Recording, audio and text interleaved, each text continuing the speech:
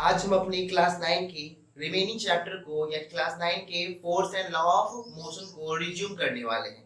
पिछले वीडियो में हम लोग क्लास 9 के force and law of motion के बारे में पढ़े थे कि उसमें हम लोग फोर्स के बारे में पढ़े थे, फोर्स का इंट्रोडक्शन पार्ट पढ़े थे, न्यूटन का फर्स्ट लॉ देखे थे और इस वीडियो में हम लोग को मोमेंटम और न्यूटन के सेकंड लॉ के बारे में पढ़ना है।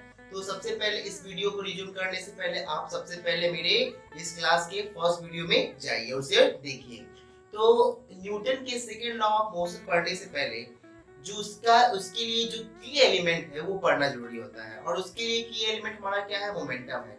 क्योंकि अगर मुझे मोमेंटम समझ में नहीं आता है तो क्या होगा बच्चों, हम लोग को न्यूटन का सेकंड लॉ वो समझ में नहीं आएगा। और बड़ा अच्छा लॉ दिया था क्योंकि इससे क्या होता है, माँ का वर्ड आता है, इससे क्या होता है, माँ का प्रोनाउंसिएशन आता है। तो बड़ा अच्छा मुझे लगता है।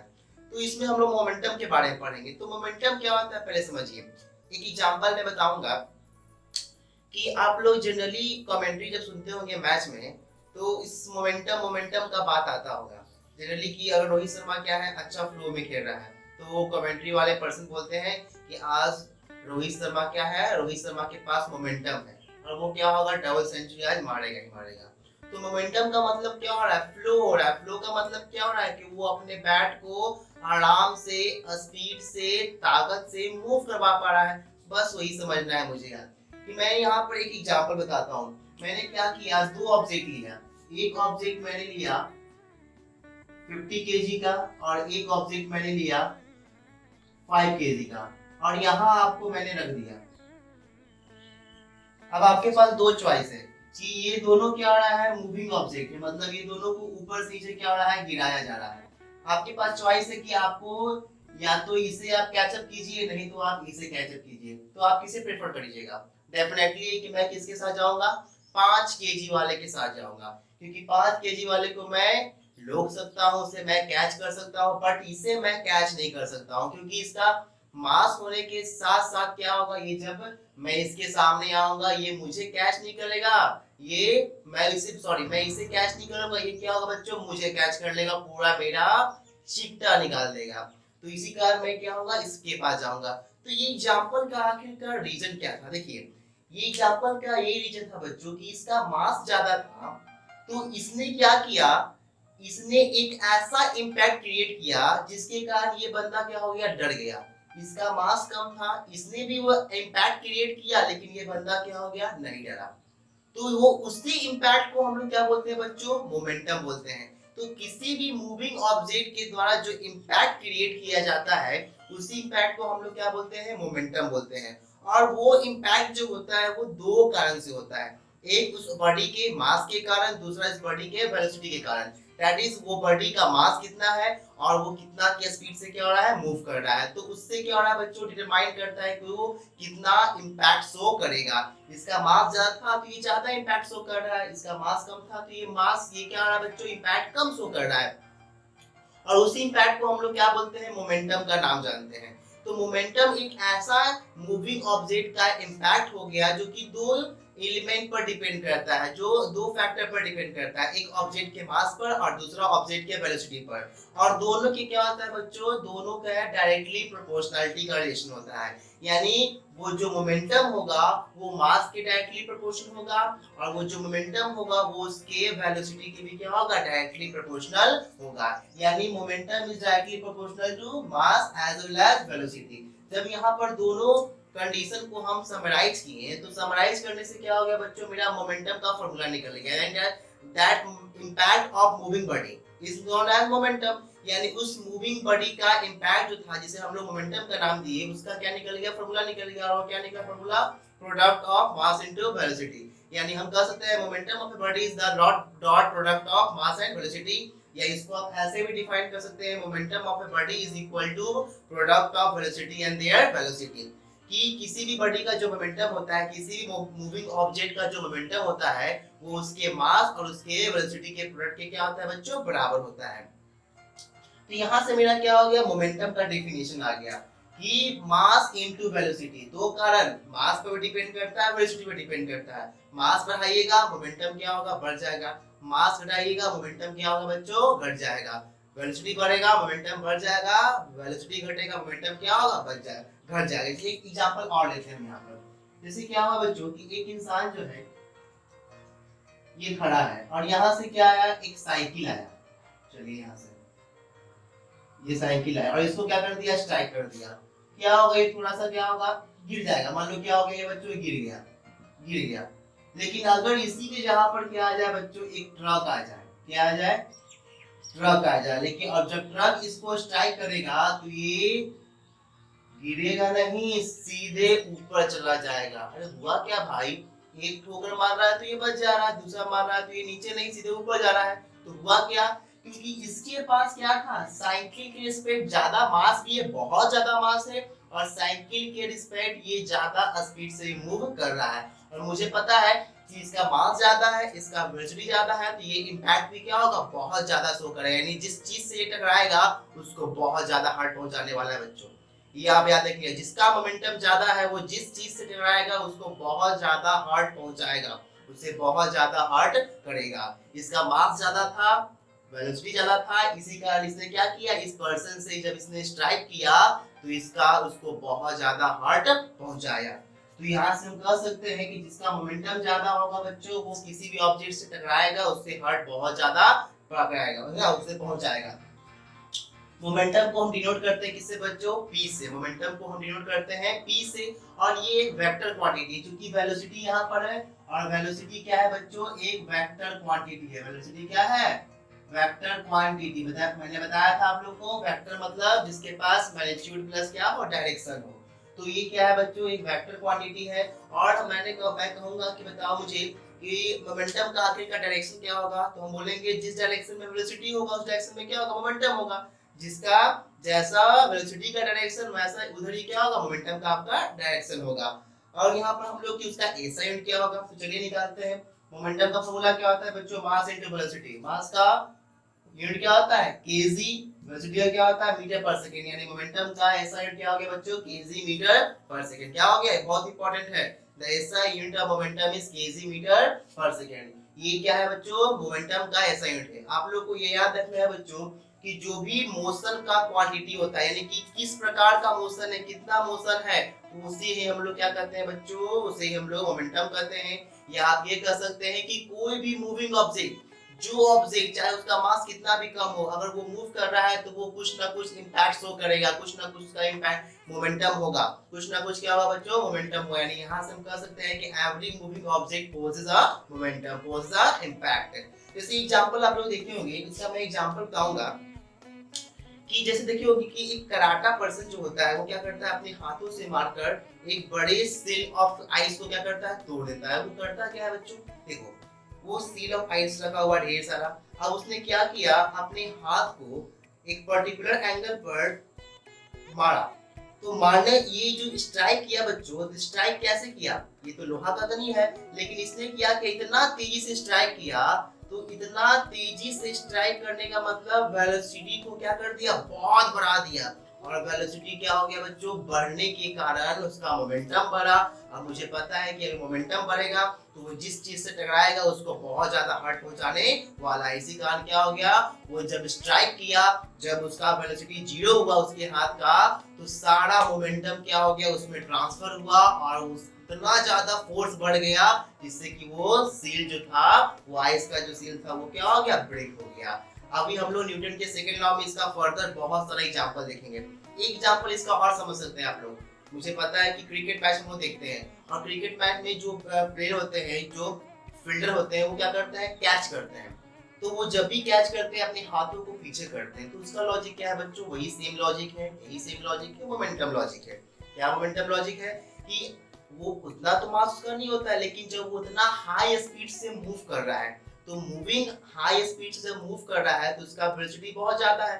तो जब वेलोसिटी ज्यादा होगा तो उसका मोमेंटम भी क्या होगा, ज्यादा होगा। और ज्यादा मोमेंटम वो पोज कर रहा है तो जिस चीज से टकराएगा, जब मोमेंटम ज्यादा पोज कर रहा है, जैसे ये क्या है बच्चों, मोमेंटम यहाँ पर ये बहुत ज्यादा पोज कर रहा है बॉल, लेकिन जैसे ही ये हमारे हाथों में आएगा, ये एक बार क्या हो गया, एक इसका वेलोसिटी 0 हो जाएगा। और एक जब इसका वेलोसिटी 0 हो जाएगा तो उतना ज्यादा उस पर्सन को हर्ट पहुंचाएगा, इतना पूछ भी नहीं सकते हो। तो इसी कारण हम लोग क्या करते हैं बच्चों कि एक वेलोसिटी मेरा जीरो ना हो, इसी कारण प्लेयर जो होता है वो अपने हाथों को क्या लाता है, पीछे लाता है, जिससे कि उसे चोट कम लगे। कभी आप देखे हो सूखी मिट्टी पर गिर के दिखाओ, बहुत चोट लगेगा आपको, आपका पैर भी टूट सकता है, लेकिन एक दलदली मिट्टी में गिर के दिखाओ, आपको चोट लगने वाला नहीं है। क्यों? क्योंकि सूखी मिट्टी में आपका वेलोसिटी एक बार जीरो हो गया, तुरंत क्या हो गया, जीरो हो गया। जीरो होने के कारण मोमेंटम बहुत ज्यादा बढ़ गया और वो आपको हर्ट क्या हो गया, बहुत पहुंचाया। लेकिन गीली मिट्टी में जब हम गिरे तो हम धंसते गए, नीचे गए, यानी वेलोसिटी क्या हो गया, एकाएक जीरो नहीं हुआ, तो मोमेंटम भी क्या हो गया, एकाएक जीरो नहीं हुआ, और इसके कारण हम लोग को चोट क्या होगा, कम लगा। तो ये क्या था बच्चों, मोमेंटम यानी quantity of motion, impact of moving body is also known as momentum. ये कि हमारे न्यूटन के सेकंड लॉ का बहुत ही इंपॉर्टेंट टॉपिक था। तो जहां मास, जहां वेलोसिटी, जहां मूविंग बॉडी, वहां मोमेंटम। मोमेंटम का फार्मूला मास इनटू वेलोसिटी।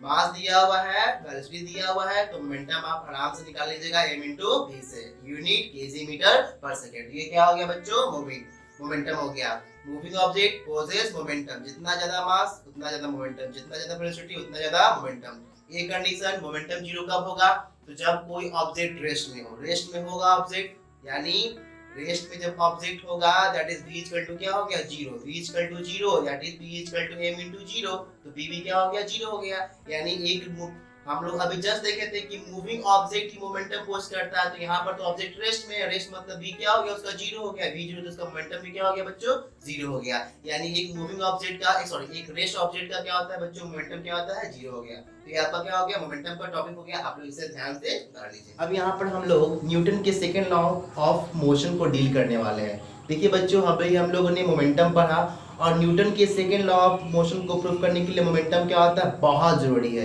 क्योंकि उसके बिना ये तो प्रूव होगा ही नहीं। अब भाई साहब न्यूटन साहब क्या कहते हैं अपने सेकंड लॉ में, समझिए। उन्होंने कहा कि भाई किसी भी ऑब्जेक्ट पर जो तुम फोर्स अप्लाई कर रहे हो वो क्या होगा, किसी भी मूविंग ऑब्जेक्ट पर जो तुम फोर्स अप्लाई कर रहे हो वो उनके मोमेंटम के, उनके चेंज इन मोमेंटम के डायरेक्टली क्या होगा, प्रोपोर्शनल होगा। उन्होंने बताया कि है ना, the rate of change of momentum is directly proportional to applied force. उन्होंने क्या बताया बच्चों कि the rate of change of momentum, यानी मोमेंटम एक मूविंग ऑब्जेक्ट के मोमेंटम में जो बदलाव आ रहा है ना समय के साथ, वो उसके द्वारा उस पर जो फोर्स लग रहा है उसके डायरेक्टली प्रोपोर्शनल होगा। यानी एक ऑब्जेक्ट ऐसे मूव कर रहा है, इस पर फोर्स लग गया, तो इसके मोमेंटम में जो बदलाव आया वो इस फोर्स की क्या होगा, डायरेक्टली प्रोपोर्शनल होगा। ये किसने बताया, न्यूटन ने अपने सेकंड लॉ ऑफ मोशन में ऐसा स्टेटमेंट दिया। उन्होंने कहा कि जो फोर्स, जो अनबैलेंस फोर्स अप्लाई किया जा रहा है उस ऑब्जेक्ट पर, वो उसके मोमेंटम में चेंज और समय में बदलाव के डायरेक्टली प्रोपोर्शनल होगा। यानी चेंज ऑफ मोमेंटम, तो मोमेंटम चेंज करेगा तो समय भी क्या, टाइम भी क्या होगा, चेंज करेगा। यानी force is directly proportional to change in momentum बटा change in time. That is, इसको हम लोग ऐसे भी लिखते हैं dt बटा dt या डेल्टा v बटा डेल्टा t। तो यहाँ से हम लोग ये मेरा स्टेटमेंट पता चल गया कि न्यूटन ने अपने सेकंड लॉ ऑफ मोशन में क्या स्टेटमेंट दिया कि the change in momentum of a moving object is directly proportional to what, applied force। तो यहाँ पर समझो हुआ।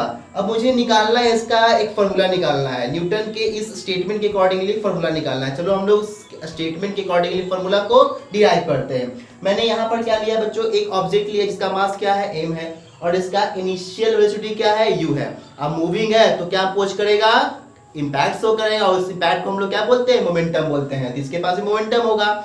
जैसे यहाँ पर अप्लाइड फोर्स किया, मतलब F क्या है, एक अनबैलेंस फोर्स है जिसने इस ऑब्जेक्ट पर अप्लाई किया गया, और जैसे ही इस F फोर्स को इस ऑब्जेक्ट पर अप्लाई किया गया, इसका जो मोशन था वो बढ़ गया, और उसका फाइनल वेलोसिटी क्या हो गया बच्चों, v हो गया। टाइम कितना में, t समय में। तो मुझे निकालना है कि एक्चुअली वो फोर्स का वैल्यू कितना होगा। चलो यहाँ पर निकालते हैं।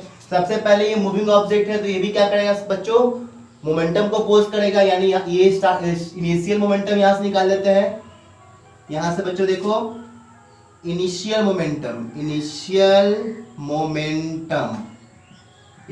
मोमेंटम जिसको हम लोग क्या मानते हैं बच्चों, पी आई मान लेते हैं। तो इनिशियल मोमेंटम मतलब क्या होगा, mass into initial velocity. Mass into initial velocity, mass into initial velocity. यानी क्या हो गया बच्चों, यहां से हम लिख सकते हैं कि m इंटू यू, क्योंकि u क्या है, इनिशियल वेलोसिटी है। यहां से निकालते हैं बच्चों फाइनल मोमेंटम, क्योंकि फोर्स अप्लाई किया गया है तो उसका क्या हो गया, वेलोसिटी चेंज किया है, pf। तो यहां से क्या हो गया बच्चों, mass into final velocity, mass into final velocity, that is m into v। अब according to Newton second law of motion, Newton के सेकेंड लॉ ऑफ मोशन के कारण हम लोग क्या पढ़े हैं बच्चों, अभी जस्ट पढ़े हैं कि हम लोग क्या पढ़े हैं बच्चों, कि force is directly proportional to change in momentum, change in momentum बटा time taken, change in momentum बटा टाइम टेकन। अब देखो बच्चों, यहाँ पर एफ को क्या मान ली, फोर्स को एफ मान लिए, एफ दिया हुआ है, चेंज इन मोमेंटम, मोमेंटम को चेंज अभी क्या करता है, तो कितना हो गया, पहले कितना था कितना हो गया, तो कितना हो गया में से पहले वाला घटा देंगे तो क्या निकल जाएगा, बदलाव निकल जाएगा, चेंज निकल जाएगा। तो वही यहाँ पर सेम करेंगे हुआ। तो हम लोग क्या करेंगे बच्चों, चेंज इन मोमेंटम निकालना है, that is final momentum minus initial momentum, final momentum minus initial momentum बटा क्या होगा बच्चों, final time, final time minus initial time, final time minus initial time. अब देखो बच्चों, यहां से F is directly proportional, final momentum कितना निकाले हैं हम लोग, m इंटू v, इनिशियल कितना निकाले हैं m इंटू यू बटा फाइनल टाइम कितना है t है, और इनिशियल कितना मान लेते हैं 0 दिया हुआ है। तो यहां से मेरा क्या निकल गया बच्चों, F is directly proportional to m, common निकालनी है तो v माइनस यू अपन क्या निकल गया, t निकल गया। अब याद करो आप लोग, याद होगा आप लोग को, अगर नहीं याद तो फिर से मैं याद दिलाता हूँ। यहां से मुझे पता है according to first equation of motion, first equation of motion क्या था बच्चों, v is equal to u plus a t, यहाँ से a निकालेंगे तो क्या होगा, v minus u upon t, या जनरली एक्सप्रेशन का ये फॉर्मूला होता है। इसका वैल्यू क्या करेंगे हम यहाँ पर पुट करेंगे। तो यहाँ से जब इसका वैल्यू हम पुट किए तो therefore f is directly proportional to क्या है बच्चों, m into a, v minus u by t equal to क्या होता है, a होता है। अब यहाँ से प्रोपोर्शनलिटी साइन हटेगा तो क्या आता है, कांस्टेंट आता है। तो देयरफॉर यहाँ से कांस्टेंट आया बच्चों, वो कांस्टेंट क्या आया, k आया, kma, क्या आया बच्चों, kma, जहाँ पर हम लोग मान लेते हैं कि where k is constant, k is constant, मान लिए k इक्वल टू क्या मान लिए बच्चों, 1 मान लिए, k इक्वल टू 1 मान लिए। तो देयरफॉर मेरा फार्मूला क्या निकला फोर्स का, force is equal to m into a, देखो आ गया ना माँ, आज माँ का दिन है, आ गया माँ, फोर्स इक्वल टू माँ, माँ कौन दिया था, न्यूटन अपने सेकेंड लॉ ऑफ मोशन में, फोर्स इक्वल टू माँ, माँ मतलब मास इनटू एक्सेलरेशन। यानी न्यूटन के सेकेंड लॉ से मुझे क्या मिला बच्चों, तो मास और एक्सेलरेशन के बीच रिलेशन मिला। यानी यहाँ से हम ऐसे भी लिख सकते हैं कि a इज इक्वल टू क्या होगा बच्चों, f बाई m, क्या होगा बच्चों, अगर मुझे यहाँ से a निकालना पड़े, एक्सेलरेशन निकालना पड़े, तो हम यहाँ से लिख सकते हैं कि a इक्वल टू क्या होगा, f by a।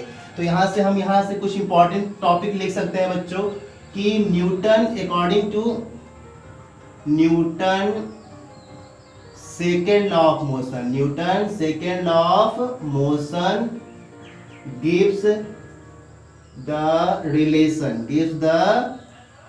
relation between acceleration and force, acceleration and force, कि न्यूटन के सेकेंड लॉ ऑफ मोशन से मुझे कौन सा रिलेशन मिला, एक्सेलरेशन और फोर्स के बीच रिलेशन मिला। कैसा रिलेशन मिला, कि फोर्स जो होता है वो क्या होता है, या सॉरी बच्चों, कि एक्सेलरेशन जो होता है वो क्या होता है, वो फोर्स के डायरेक्टली प्रोपोर्शनल होता है, और एक्सेलरेशन जो होता है वो मास के क्या होता है, इनवर्सली प्रोपोर्शनल होता है। दैट इज अगर फोर्स बढ़ाओगे तो उस ऑब्जेक्ट का एक्सेलरेशन भी क्या होगा, बढ़ जाएगा, मास बढ़ाओगे तो एक्सेलरेशन क्या होगा बच्चों, घट जाएगा। ये हम लोग पहले भी पढ़ चुके हैं। अब यहाँ से और क्या क्या कुछ इंपॉर्टेंट चीज लिखते हैं, इसका निकालते हैं बच्चों यूनिट। अब ये भी बेसिकली क्या होगा बच्चों, क्या होगा, वेक्टर क्वांटिटी होगा, लिख देते हैं, इट इज वेक्टर क्वांटिटी, जो कि हम लोग फोर्स में पढ़े थे, वेक्टर क्वांटिटी, क्योंकि एक्सेलरेशन क्या है बच्चों, वेक्टर क्वांटिटी है। अब इसका ऐसा unit, its SI unit is, चलो बच्चों हम लोग इसका SI निकालते हैं। F is equal to M into A। देखो बच्चों फोर्स का क्या होता है न्यूटन, यानी 1N लिख लिए, इक्वल टू क्या होगा 1 kg into 1 metre per second square. Therefore 1 Newton equal to क्या हो गया 1 kg per 1 kg metre per second square. 1 kg metre per second square, यानी यहां से अगर मुझे डिफाइन करने के लिए बोलेगा कि what is 1 Newton force, what is 1 Newton force, तो क्या होगा बच्चों, it is that force applied on the body, it is that force applied on the body to move 1 kg of body, है ना, या it is that force applied on the body to move 1 kg of body, यानी 1 kg body को move करने में जो force apply किया जा रहा है वही क्या है बच्चों 1 न्यूटन का फोर्स है। 1 न्यूटन का फोर्स है, वही क्या है बच्चों 1 न्यूटन का यहाँ पर क्या है फोर्स है। इसका हम CGS यूनिट देखते हैं, क्या देखते हैं बच्चों यहाँ पर CGS यूनिट। चलो बच्चों इसका CGS यूनिट भी देख लेते हैं। तो यहाँ पर देखो CGS यूनिट मतलब सेंटीग्राम में लेंगे हम, तो यहाँ से मेरा क्या होगा फोर्स इज इक्वल टू वही M इंटू A, तो दैट इज फोर्स मतलब 1 न्यूटन, यहाँ मास मतलब क्या हो गया केजी नहीं ग्राम में लेंगे, यानी क्या हो गया 1 gram into centimetre per second square. तो देयरफॉर 1 न्यूटन इक्वल टू क्या हो गया बच्चों 1 ग्राम सेंटीमीटर पर स्क्वायर। इसको भी हम डिफाइन कर सकते हैं, तो क्या करेंगे it is that force when applied on a body, यहाँ लेते हैं it is that force when applied on a body, when applied on 1 kg body, applied on a body of mass 1 gram, accelerates है ना, कितना बताओ 1 centimetre per second square. यहाँ भी लिख देंगे बच्चों accelerates 1 metre per second square. तो ये मेरा क्या हो गया बच्चों, यहाँ से डेफिनेशन निकल गया। इसको हम लोग यहाँ से डाइन भी बोलते हैं, क्या बोलते हैं बच्चों डाइन, वो बोला डाइन नहीं, और 1 न्यूटन इक्वल टू क्या होता है बच्चों 10 to the power 5 dyne. 1 Newton equal to क्या होता है बच्चों 10 to the power 5 dyne. Dyne को आप डेफिनेशन लिख सकते हैं कि it is that force when applied on a body of 1 gram accelerates it 1 centimetre per second square. उसी को हम लोग क्या बोलते हैं बच्चों डाइन। डाइन भी क्या है फोर्स का यूनिट है, लेकिन छोटा यूनिट है। तो ये आपका क्या हो गया बच्चों न्यूटन का सेकंड लॉ ऑफ मोशन, जिसमें हम लोग इसका फॉर्मूला प्रूफ कर दिए।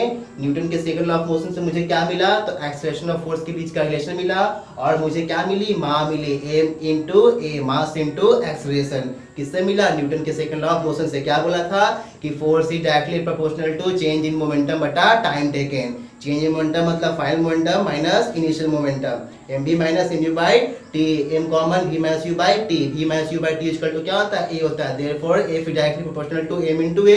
मास बढ़ाओगे फोर्स बढ़ जाएगा, एक्सेलरेशन बढ़ाओगे फोर्स बढ़ जाएगा।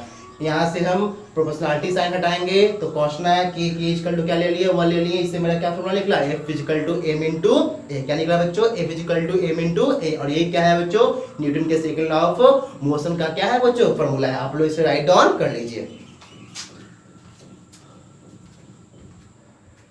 अब यहाँ पर हम लोग देखने वाले हैं बच्चों इसका एप्लीकेशन। मैंने मोमेंटम में आप लोगों को कराटा का एग्जांपल दिखाया था कि वो कैसे तोड़ लेता है। देखो बच्चों यहाँ पर समझिएगा कि force is directly proportional to change in momentum, यही इसी का खेल है। जैसे वो करता क्या है ना बच्चों कि वो इतना स्पीड से जितना फास्ट हो सके उतना फास्ट से वो स्ट्राइक करता है। जितना फास्ट से स्ट्राइक करेगा उतना कम उसे समय मिलेगा रोकने के लिए, उतना कम उसे समय मिलेगा क्या बच्चों मोमेंटम को जीरो करने के लिए। और जितना कम समय मिलेगा मोमेंटम को जीरो करने के लिए उतना ज्यादा उसका चेंज ऑफ मोमेंटम होगा, उतना ज्यादा उसका क्या होगा, चेंज ऑफ मोमेंटम होगा। और चेंज ऑफ मोमेंटम ज्यादा होगा तो फोर्स भी क्या होगा, उस ऑब्जेक्ट पर ज्यादा एक्सर्ट होगा, और वो क्या होता है बच्चों, आइस का टाइल्स जो होता है वो टूट जाता है। यही सिमिलरली केस हम लोग क्रिकेट मैच में फील्डर के द्वारा देखेंगे कि वो होता क्या है, समझिए बहुत अच्छा एग्जांपल है कि वो अगर कोई प्लेयर क्या किया बच्चों, ऐसे जाके ऐसे कैच ले लिया, तो ऐसे कैच लिया तो उसके हाथ में इतना कस के चोट लगेगा तो पूछो मत, क्योंकि वो बॉल जो होता है वो ऊपर से मूव करते हुए आता है, फास्ट मूविंग होता है, और आप लोगों को पता है कि जितना ज्यादा उसका क्या होगा, वेलोसिटी होगा, उसका मोमेंटम उतना ही ज्यादा होगा, यानी उसका मोमेंटम क्या होता है, बहुत ज्यादा होगा। एक बात आप लोग अपने दिमाग में डालो, मोमेंटम ज्यादा जिस चीज से टकराएगा, अगर एट ए टाइम वेलोसिटी उसका जीरो हो गया तो वो उस चीज को बहुत ज्यादा हर्ट पहुंचाएगा। रीजन क्या है, ये है क्योंकि देखो बच्चों, जैसे वो ऐसे किया तो सीधा बॉल आके उसके पाल पर लगा और उसका जो मोमेंटम था तुरंत जीरो हो गया, और मोमेंटम तुरंत जीरो होने के कारण चेंज ऑफ मोमेंटम बहुत ज्यादा हो गया, और चेंज ऑफ मोमेंटम ज्यादा हुआ तो फोर्स भी क्या हो गया, ज्यादा हो गया, और वो क्या हो गया, सीधे उसके पाल्म पर उतना कस के फोर्स अप्लाई किया, और वो फील्डर क्या हो गया बच्चों, इंजर्ड हो गया। अब इस इंजरी से बचने के लिए फील्डर क्या होता है, एक टेक्निक अपनाता है, वो क्या करता है, वो कैच ऐसे करता है, वो क्या करता है बच्चों, कैच को ऐसे करता है। तो ऐसे करने देखो, ऐसे किया यानी कि वो जो हाई मोमेंटम वाला बॉल था उसका वेलोसिटी जीरो होने में क्या हो गया, कुछ समय लगा, एक बार जीरो नहीं हुआ, कुछ समय लगा जीरो होने में। तो कुछ समय जब लगा जीरो होने में तो चेंज ऑफ मोमेंटम क्या हो गया, कम हो गया, फोर्स भी क्या हो गया, कम हो गया, और हाथ को चोट भी क्या होगा, कम लगा। तो ये सब क्या है बच्चों, कुछ माइनर टेक्निक है जिसका यूज करके हम लोग हर्ट से बच सकते हैं। एट अ टाइम मोमेंटम अगर जीरो हो गया, किस चीज से टकराया, मूविंग ऑब्जेक्ट, तो उस समय उससे हार्ट बहुत ज्यादा पहुंचेगा। Momentum at a time zero, that is change of momentum क्या होगा, बहुत ज्यादा। जब चेंज ऑफ मोमेंटम बहुत ज्यादा होगा तो फोर्स भी ज्यादा होगा, according to Newton second law of motion, force ज्यादा होगा, जिससे टकराएगा उसे हर्ट भी बहुत ज्यादा पहुंचाएगा। मैंने एग्जांपल आपको बताया था किसका, एक सूखी हुई मिट्टी का और दूसरा गीली हुई मिट्टी, मतलब किसको क्या बोलते हैं, भीगी हुई मिट्टी या कुछ मान लो आप, जलकुंभी मान लो, तो बेसिकली सॉरी। तो यहाँ पर हम लोग देखते हैं बच्चों कि उसमें हम लोग देखें कि एक सूखी हुई मिट्टी पर जब हम कूदें तो हमारा पैर क्या हो गया, टूट गया, छिला गया, बहुत कस के चोट लगा बच्चों, पूरा जख्म हो गया। क्यों, वो उसका लॉजिक क्या था, क्योंकि जैसे ही हम ऊपर कूदें तो जैसे ही हम यहाँ पर सॉरी, तो बच्चों इसका एग्जांपल मैंने बताया था कि जब हम लोग क्या करते हैं बच्चों कि एक गीली मिट्टी में और एक सूखी मिट्टी में, दोनों में जंप मारते हैं, तो जब सूखी मिट्टी पर जंप मारते हैं तो हम लोग को चोट बहुत लगता है, गीली मिट्टी में जंप मारते हैं चोट नहीं लगता है। इसका लॉजिक क्या है, ये लॉजिक है। सूखी मिट्टी में जंप मारे तुरंत क्या हो गया, मतलब उसका वेलोसिटी जीरो होने में वो मूविंग ऑब्जेक्ट, मतलब हम एक उसमें मूव कर रहे हैं, तो मूव कर रहे हैं यानी मोमेंटम होगा, और मोमेंटम को जीरो होने में क्या हो रहा है, बहुत कम समय लगा, तो बहुत कम समय लगा तो चेंज ऑफ मोमेंटम बहुत ज्यादा हो गया, फोर्स भी ज्यादा हो गया, इसी कारण मुझे चोट बहुत ज्यादा लगा। लेकिन गीली मिट्टी में क्या, मैं धंसा, जैसे मैंने उस पर जंप किया मैं थोड़ा नीचे गया, थोड़ा नीचे जाने का मतलब जो मोमेंटम था मेरा वो एट अ टाइम जीरो नहीं हुआ, वो उसको कुछ समय मिल गया जीरो होने के लिए, और जब उसे कुछ समय मिल गया जीरो होने के लिए तो चेंज ऑफ मोमेंटम भी क्या हो गया, कम हो गया। चेंज ऑफ मोमेंटम कम हो गया तो फोर्स भी क्या हो गया, कम हो गया, जिसके कारण हमको हर्ट, मुझे चोट भी क्या होगा, कम लगा। ये हो गया एग्जांपल। और एग्जांपल देखिए बच्चों, हमेशा हम लोग को कहा जाता है कि जब भी 4 व्हीलर सफर कीजिए तो हम लोग को क्या होता है, सीट बेल्ट लगाकर चलना चाहिए। ये हम लोग पहले भी देखे थे बच्चों एग्जांपल न्यूटन के फर्स्ट लॉ ऑफ मोशन में, तो इसमें इनर्शिया में हम लोग देखे थे बच्चों। तो आखिरकार ऐसा क्यों करता है भाई कि आजकल जितना भी 4 व्हीलर होता है सब में क्या होता है, सीट बेल्ट लगा होता है, और पुलिस चेक भी करता है भाई से। तो वो देखो, क्योंकि अगर रोड पे कोई एक्सीडेंट टुक प्लेस किया तो हम लोग क्या करते हैं, ब्रेक अप्लाई करते हैं। तो ब्रेक अप्लाई करने से गाड़ी जो होता है एट अ टाइम उसका वेलोसिटी क्या होता है, जीरो जाता है, यानी वो गाड़ी मूव कर रहा है। मूविंग ऑब्जेक्ट के पास क्या होगा बच्चों, मूविंग ऑब्जेक्ट के पास मोमेंटम होगा, मोमेंटम हुआ, बीच में कोई आ गया, एक बार ब्रेक मारेगा, यानी उसका मोमेंटम टेंस टू जीरो, बहुत ही माइनर फ्रैक्शन ऑफ टाइम में हो गया। अब मोमेंटम तुरंत जीरो होता है तो उस समय चेंज ऑफ मोमेंटम ज्यादा हो गया, फोर्स ज्यादा हो गया, जिसके कारण वो क्या आगे की ओर फेंकाना क्या करता है, शुरू करता है। अगर अगर वो सीट बेल्ट नहीं पहनेगा तो सीधे शीशा तोड़ते हुए बाहर निकल जाएगा हीरो के जैसा और सीधे ऊपर चला जाएगा। इसी कारण क्या होता है बच्चों, हमेशा बोला जाता है कि जब भी गाड़ी चलाते समय सीट बेल्ट हमेशा पहनना चाहिए। तो ये क्या था बच्चों, आप लोग का न्यूटन के सेकंड लॉ ऑफ मोशन का कुछ एग्जाम्पल था जो कि बहुत ही इंपॉर्टेंट एग्जाम्पल है। तो आपका क्या हो गया बच्चों, इस वीडियो में हम लोग मोमेंटम के बारे में पढ़े और न्यूटन के सेकंड लॉ ऑफ मोशन के बारे में पढ़े। अभी जस्ट इसका हम लोग न्यूमेरिकल भी देखने वाले हैं। अब यहाँ पर हम लोग बच्चों न्यूटन के सेकंड लॉ ऑफ मोशन के रिगार्डिंगली कुछ न्यूमेरिकल्स देखने वाले हैं। तो चलिए हम लोग सबसे पहले न्यूमेरिकल्स देखते हैं बच्चों। इसमें कहा है कि what force would be needed to produce an acceleration of 4 metre per second square in a ball of mass 6 kg। यानी मुझे क्या निकालना है कि एक बड़ी एक ऑब्जेक्ट है जिसका मास कितना है 6 kg है और उसे 4 मीटर पर सेकंड स्क्वायर का एक्सेलरेशन प्रोड्यूस करने में कितना फोर्स लगाना पड़ेगा। मैं आपको हमेशा बताता हूं कि जब भी न्यूमेरिकल बनाइए सबसे पहला काम कि जो गिवन है उसे लिखिए। तो चलिए हम लोग यहाँ पे करते हैं, जो गिवन है उसे लिखते हैं। तो गिवन में मेरा क्या है बच्चों, यहाँ पर समझिएगा आप लोग। गिवन में मेरा दिया हुआ है, सबसे पहला मास दिया हुआ है, कितना दिया हुआ है 6 kg। एक्सेलरेशन कितना दिया हुआ बच्चों 4 मीटर पर सेकंड स्क्वायर। मुझे निकालना क्या है बच्चों, फोर्स निकालना है। किससे निकालेंगे, न्यूटन के सेकंड लॉ ऑफ मोशन से। तो according to Newton second law of motion, Newton के सेकंड लॉ ऑफ मोशन से क्या होता है, F is equal to mass m into a, है ना, ये याद रखना है। मास कितना दिया हुआ है 6, 4 कितना हो गया 24 न्यूटन। क्या होगा बच्चों 24 न्यूटन, या आप इसको लिख सकते हैं KG metre per second square, इससे कोई प्रॉब्लम नहीं है। या आप डाइन में भी चेंज कर सकते हैं, लेकिन रिगार्डिंगली हम न्यूटन में लेके चलते हैं। सेकंड क्वेश्चन आते हैं बच्चों, ये थोड़ा हल्का क्वेश्चन था। यहाँ पर देखिए ये क्वेश्चन थोड़ा इंपॉर्टेंट है। देखिए calculate the force acquired to impart to a car. कह रहा है कि velocity of 30 metre per second in 10 second starting from is, यानी एक कार जो है वो रेस से शुरू करता है। ये क्या होता है बच्चों, रेस से शुरू करता है और उस कार का मास कितना है 1500 kg है। तो मुझे कह रहा है बच्चों कि उसे इम्पार्ट करने में कितना फोर्स का रिक्वायरमेंट लगाया जाए जिससे कि 10 सेकेंड में उसका वेलोसिटी कितना हो जाए बच्चों 30 मीटर पर सेकेंड। 30 मीटर क्या हो जाए बच्चों पर सेकेंड हो जाए। चलिए यहाँ पर सबसे पहला काम जो गिवन है उसे हम लोग लिखते हैं। तो यहाँ पर मेरा गिवन में क्या क्या दिया है बच्चों, समझिएगा ध्यान से। गिवन में सबसे पहला काम के लिख देंगे यहाँ पर the car start from rest, the car start from rest. और कोई भी ऑब्जेक्ट रेस्ट से स्टार्ट करता है तो उसका मतलब u कितना होता है उसका 0 होता है। और v कितना दिया हुआ है बच्चों 30 मीटर पर सेकेंड। टाइम कितना दिया हुआ है बच्चों 10 सेकेंड। और तो कुछ मास दिया हुआ है 1500 kg। मुझे निकालना है फोर्स। देखो बच्चों यहाँ से तो आपका ये तो नहीं दिया हुआ है, तो हमारे दिमाग दिए ना है, पहला चैप्टर पढ़े ना है, एक्सप्रेशन पढ़े ना है, rate of change in velocity with respect to time, उसका पुट करेंगे ना, कहीं ना रख ले हैं वो कहला पढ़े हैं, पढ़ेंगे लेकिन जी पुट करने के लिए चलो पुट करते हैं। तो यहाँ से पढ़ेंगे वो सबसे पहले एक्सेलरेशन का फॉर्मूला क्या होता है। नाउ एक्सेलरेशन का फॉर्मूला होता है v minus u upon T. तो यहाँ से क्या हो गया बच्चों, क्या v मेरा कितना है 30 है, u 0 है, टाइम 10 है, 30/10 हो गया, कट के कितना आ गया 3 मीटर पर सेकंड स्क्वायर। मेरा एक्सप्रेशन क्या निकल गया बच्चों 3 मीटर पर सेकंड स्क्वायर। अब अकॉर्डिंग टू मा वाला formula, according to Newton second law of motion, देखिए बच्चों शॉर्टकट में लिखे हैं मैं।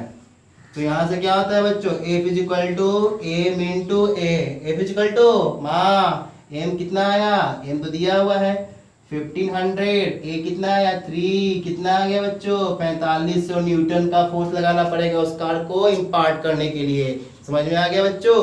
तो ये आपका क्या था बच्चों, कुछ रिगार्डिंगली न्यूटन के सेकंड लॉ ऑफ मोशन के रिगार्डिंगली कुछ न्यूमेरिकल था।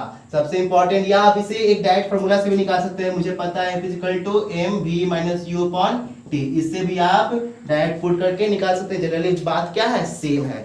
तो आपका क्या हो गया बच्चों कुछ न्यूमेरिकल। सबसे पहले आपने किसी भी पब्लिकेशन के बुक से इस टॉपिक के रिगार्डिंग दो टॉपिक, एक मोमेंटम और दूसरा force Newton second law of motion, ये दोनों टॉपिक रिगार्डिंग जितना भी न्यूमेरिकल है वो सब बना लीजिए, सब क्या कर लीजिए बना लीजिए। प्रॉब्लम होने पर तो आप कमेंट कर सकते हैं।